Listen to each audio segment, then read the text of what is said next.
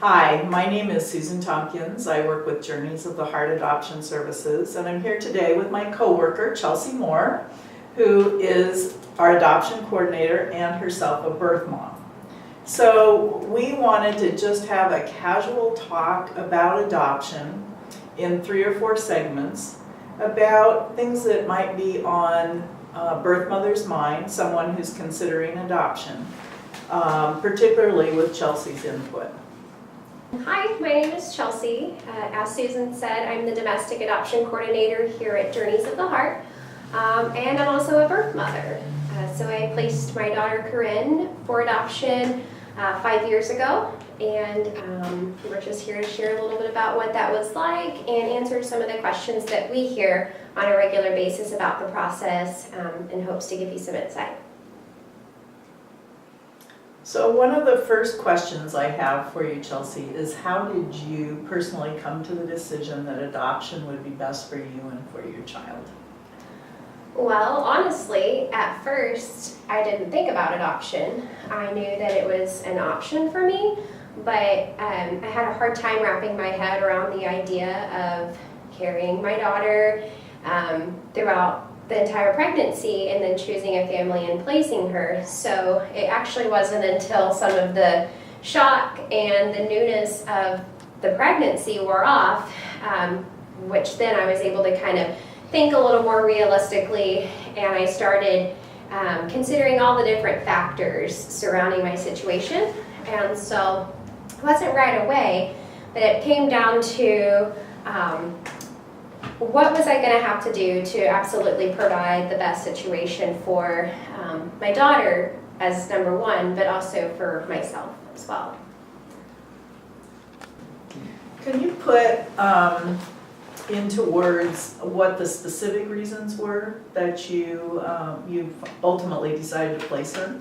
Yeah, so I knew that for one, I loved her and that I wanted her to have all of the opportunities in life. But at the time, I was a college student and I was struggling financially, as many college students do.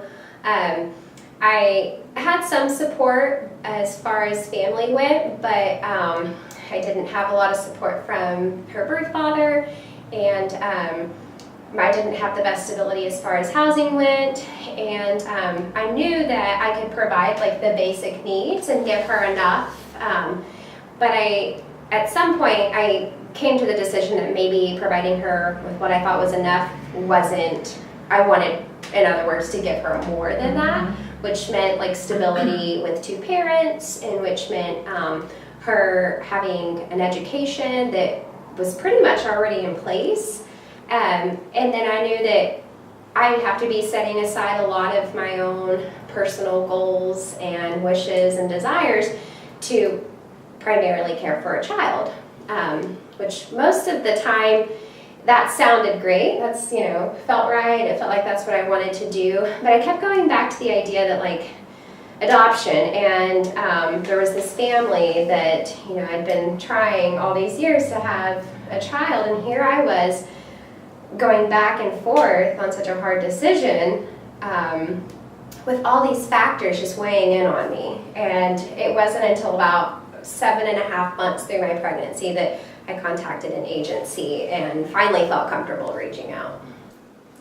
So I guess that sort of brings us into, you talked a little bit about what people think and what people say to you, but I know one of the big issues for women who are considering adoption is the negative opinions that people who are close to them and some people who aren't close to them, who don't even know them, but who feel free to express those opinions. And how did you, as a person who ultimately resolve that within yourself? That's a good question. I regularly encountered negative opinions and negative statements being thrown at me when I would inform someone that I was placing Corinne for adoption. And while those hurt me and they made me question a lot sometimes, I kept having to go back to the whole idea that they're not going to be helping me raise her. They're not going to be going through the hardship of placing her. And So I had to develop a short response that was kind, but that let them know this was my choice and this was my life and my daughter's life and my decision. And while I know that they probably meant well, this was something I had to do for Corinne, and this was something I had to do for me. And through time, I at some point started to feel more proud. And we're going to get negative opinions about lots of life circumstances. And if we allow everybody else's opinions affect how we go about making these difficult choices, we're not staying true to ourselves. And at some point, I learned to let some of those negative opinions roll off. And if you wanted to be in my support circle, you could. But if you couldn't, then I kind of distanced myself, in all honesty. And I felt that I was doing the right thing, ultimately. So what do you do at the time when you were pregnant and even now about questions that people say to you? Yeah. Well, I always ask them why they're asking me that question if it's offensive, but I always answer with love. And this was my child and it was unexpected. And there's not a right or a wrong way to go about an unexpected pregnancy or a plan to parent or to choose. So nowadays, I just educate them on open adoption and how that has really gave me a lot of security and how it's made me feel more secure. And I'll talk to them about how my child's doing. She's doing great. She's alive and well and happy and thriving. Here I am today. I might not even be having this conversation with you had I not.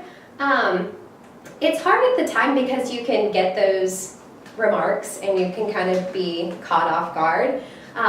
You just have to answer them with kindness in a way. And sometimes it's not, if it's your family, it's their business. But if it's not, you have to kind of go on your own way, and that can be hard. I think that's why many women sometimes feel isolated, is because you don't know what someone's reaction is going to be. You may have the best support system if you share, but you may also have some pretty hard feedback.